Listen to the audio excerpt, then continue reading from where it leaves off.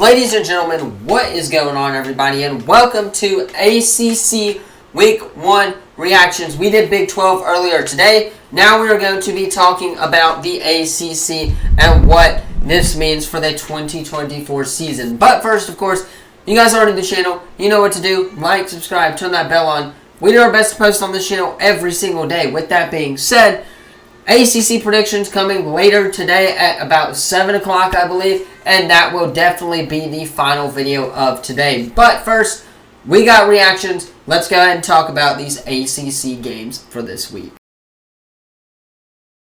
Alright, we're going to start this off by going team by team in this conference. For starters, we will talk the Georgia Tech Yellow Jackets, starting the year off 2-0 in conference play. Let's go ahead and talk about their game. They played the Georgia State Panthers, final score of 12-35. We won't talk about Georgia State. We will just talk about Georgia Tech. Haynes King, the quarterback, who does not talk apparently in interviews at all from what I've watched. 24 of 29, 275 yards, 2 touchdowns, 1 interception. A great day for him passing as well. Jamal Haynes had a rushing touchdown on the day. He was their leading rusher, 17 carries for 84 yards. A rushing touchdown for Eric Singleton and a rushing touchdown for Haynes King as well.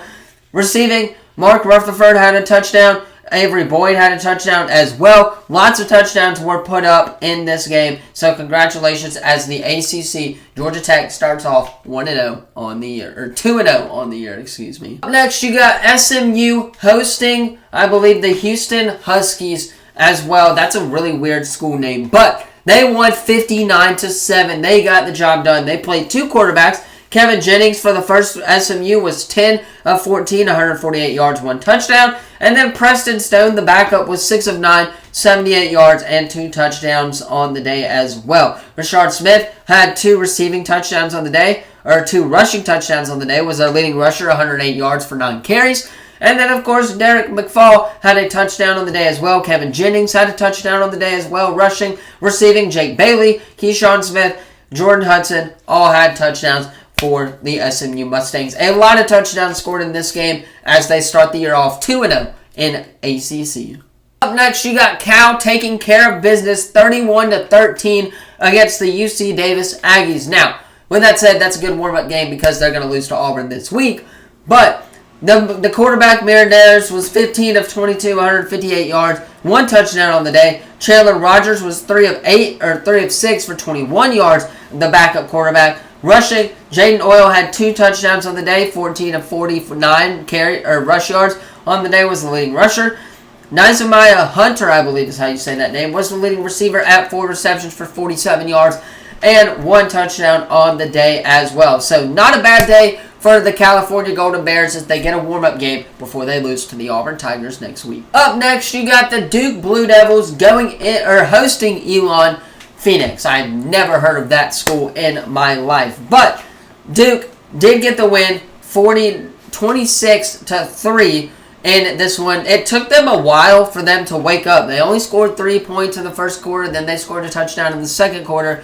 But in the fourth quarter, they poured it on them and, won that game. But with that said, let's talk box score. Malik Murphy, 26 of 40, 291 yards, 2 touchdowns, 1 interception. The transfer to Duke as well played really well at the quarterback spot. Jarquez Moore, the running back, 1 touchdown, 24 carries, was their leading rusher on the day as well. Receiving, Jordan Moore was the leading receiver for 77 receptions for 112 yards. Did not have a touchdown on the day. Eli Panoa had a touchdown on the day as well. And Jeremiah Hasley had a touchdown for the Duke Blue Devils as well. Not a bad start for the Blue Devils as you go to 1-0 on the year. Up next is Louisville just shutting out Austin PA 62-0.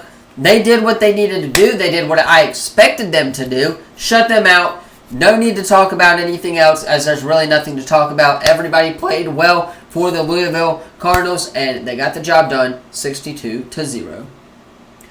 Up next is Miami slaughtering the ever-loving crap out of the Florida Gators. I expected this to happen. I said that Miami would win this game in the Swamp. Cameron Ward, in his Miami debut, 26 of 35, 385 yards, 3 touchdowns, 1 interception. Not a bad day for Cameron Ward doing what Cam Ward does best. Damian Martinez, the running back, 15 carries for 65 yards and 0 touchdowns.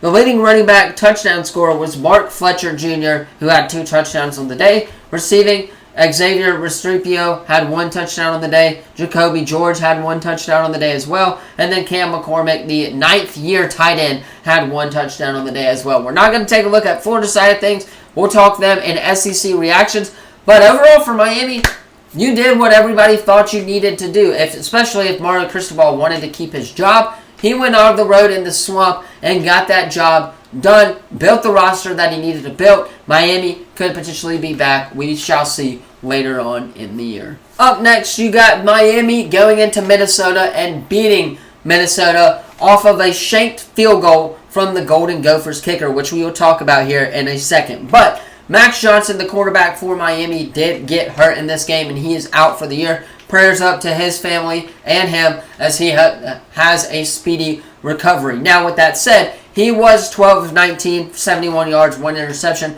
before he came out the game, so he did not score really any of the touchdowns. He had a rushing touchdown on the day, though, and the leading rusher was Amari Hampton, 30 carries for 130 yards on the day. Really good, solid day for him. Receiving, they didn't have any touchdowns. Looks like all of their points pretty much came from kicking. Noah Burnett had 13 of those points.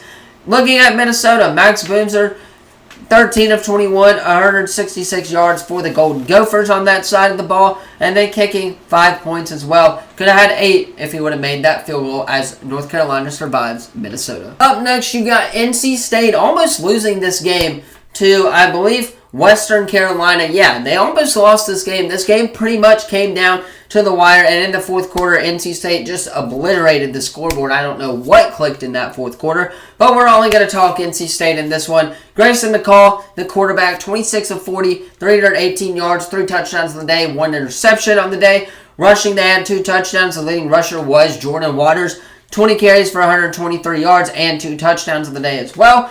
Kevin Conception had 3 touchdowns on the day. The really good receiver for NC State, by the way. 9 receptions, 121 yards, had all the scoring for the Wolfpack. So with that said, their defense has got to get better. That's what was keeping Western Carolina in this game, was them scoring offensively. And with that said, you got to play better safeties. You got to have some better cornerbacks if you want to win close games in the ACC. But they start the year off 1-0 as they beat Western Carolina 38-21. Up next, you got Pittsburgh taking on Kent State and destroying them 55-24 in a really high offensive scoring game. Now, we're only going to take a look at Pitt's side of things. Eli Holston, 30 of 40, 336 yards, 3 touchdowns, 1 interception. Really solid day for him. The backup, Yate Nanell, came in 4 for 6, 33 yards, and 1 touchdown on the day as well. Desmond Reed had 1 touchdown and was their leading rusher, 14 carries, 145 yards. Derek Davis Jr., a touchdown on the day as well. Receiving, Kenny Johnson, Keontae Muckfield, and then, of course, Raphael Williams all had touchdowns for the Pittsburgh Panthers. Great offensive day if you're a Pittsburgh Panthers fan as you guys start the year off 1-0 against the Kent State Eagles. Up next, you got Syracuse hosting Ohio in what pretty much came down to the second and third quarter. Other than those, where Syracuse had really good scoring drives, this game would have been neck and neck all game long. With that said, Kyle McCord played really well, 27 of 39, 354 yards, 4 touchdowns, 1 interception. That Syracuse game this weekend is definitely going to be one to watch, which we'll talk about here coming up in our predictions video. But as of right now, the leading rusher was 15 of 98, and had 0 touchdowns, Quentin Allen. And then Trevor Pena had 1 touchdown on the day as well. Receiving, Asante Gosson was the leading receiver, 7 receptions, 108 yards, 1 touchdown. Trevor Pena had 2 touchdowns receiving. And then, of course, Quentin Allen had a touchdown receiving as well. Really solid day for Syracuse all around as they beat the Ohio Bobcats. Up next is Virginia taking care of business against the Richmond Spiders, 34-13. Anthony Crowlenden was 17 of 23, 297 yards, 2 touchdowns on the day. Thought he played really well in this game. Kind of kept up with it a little bit, especially at the Auburn game. But Kobe Pace had 1 touchdown, was their leading rusher as well. Anthony Corleandra also had a rushing touchdown on the day, the quarterback. had one as well. Jack Grease caught one of the only touchdowns offensively, as Trail Harris also caught the other one. Malachi Fields was the leading receiver at 5 receptions for 100 yards. Overall, really solid day for Virginia as they get the win over Richmond like they were supposed to. And then the last team in the ACC to go 1-0 on the weekend was Wake Forest as they beat North Carolina A&T. With that said, they handled business like they were supposed to. Hank Backamere, the quarterback, 16-28 for 263 yards, 3 touchdowns on the day. Not bad for him. Two different rushing touchdowns coming from Desmond Clattenbone, I believe, and then Tate Carney as well. Clattenbone was the leading rushers at 17 carries for 135 yards. Receiving wise, Taylor Morton led the team in receiver, but obviously he did not score a touchdown, as they had 3 different touchdowns receiving from 3 different guys as well. Overall, solid day for Wake Forest as they get the win, and what I think will be one of their only wins on the year. Up next is, of course, Georgia beating Clemson. I will talk that game in SEC reactions. I'll go in depth on that game, so stay tuned for that one. Not going to talk about TCU Stanford because I already did that one in my Big 12 reactions. But the next one, of course, is Virginia Tech falling to Vanderbilt. We're only going to take a look at Virginia Tech's side of things, and then SEC reactions. Tomorrow we will look at Vanderbilt's side of things. But Keon Dorns, the quarterback for the Hokies, 23 of 33, 322 yards, 2 touchdowns, 1 interception. I believe that interception is kind of what gave Vandy the thought that they could beat them, and of course that's what they did. Tutton was the leading rusher, also have 1 touchdown on the day as well. Al Jennings, 1 touchdown, as Bashaw Tutton had a touchdown receiving as well. Yeah, they lost to Vanderbilt. I will go more in depth on that in my SEC reactions. Stay tuned for that one because I got some thoughts that I want to talk about. And last but certainly not least, we have DJU and Florida State losing to Boston College. This makes me so happy, especially after last year. Been telling y'all and saying it, SEC over ACC all freaking day. Shown in Vanderbilt versus Virginia Tech. Shown in Florida State, Boston College, Florida State, Georgia, Florida State, Georgia Tech as well. DJU, we'll talk about it. Had 21 of 42, 272 yards, 1 touchdown, 1 interception. Also looked like a joke pretty much the entire second half of that game. Cam Davis, the leading rusher, 3 carries for 11 yards. Receiving, Carrington Pollard led 3 receptions, 79 yards, 1 touchdown on the day as well. So not a bad day for him as well. That's pretty much all that happened for the Florida State side of things. Let's talk about Boston College. Castellanos, 10 of 16, 106 yards, 2 touchdowns on the day. Kyle Ribnock, 1 touchdown on the day, 19 of 85 for rushing, was my favorite part of the day. And then Castellanos had 1 touchdown as well. Receiving, Tashawn Ward had 1 touchdown on the day as well. And then Kyle Ribnock had a receiving touchdown as well. Love to see Florida State getting beat. Absolutely love it. One of the teams that I hate the most is the Florida State Seminoles. Go Eagles. Let's wrap up this reactions video. And of course, that is where I'm going to cut it for today's video. Once again, if you have not already, like, subscribe, turn that bell on. We do our best to post on this channel every single day. With that said, I'm going to hop off, get this edited, so y'all can watch it around 5 o'clock tonight or so.